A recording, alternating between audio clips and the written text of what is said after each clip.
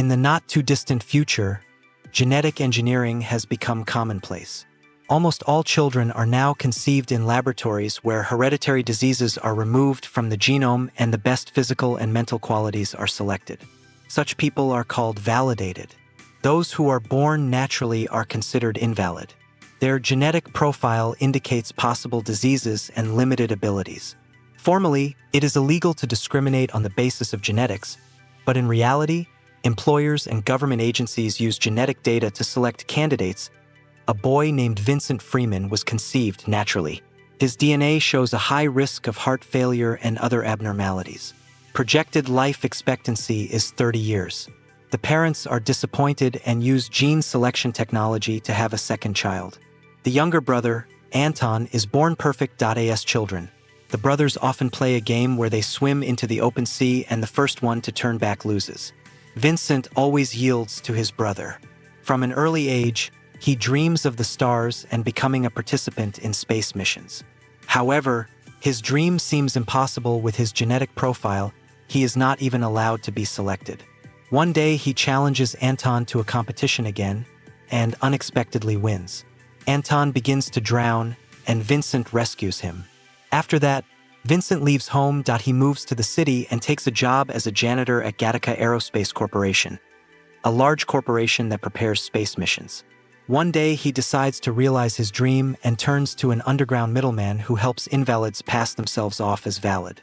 He is matched with a donor of a former champion swimmer named Jerome Eugene Morrow, who was paralyzed after being hit by a car. Vincent begins to live under Jerome's identity. To do so, he gains access to his hair, skin scales, blood, and urine. He has to scrub his entire body daily for traces of his own DNA and use fake samples in biometric tests. He settles in at Gattaca under the name Jerome and is selected to join the team for a mission to Saturn's satellite Titan. A week before the launch, one of Gattaca's administrators is murdered.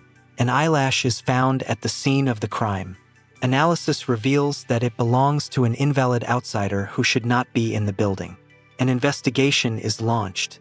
From this point on, Vincent is forced to hide especially carefully, as the police are looking for a person whose DNA is not listed in the employee database.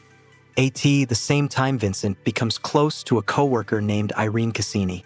She too has a non-ideal genetic profile with a risk of heart disease, which is the reason why she is not allowed to fly.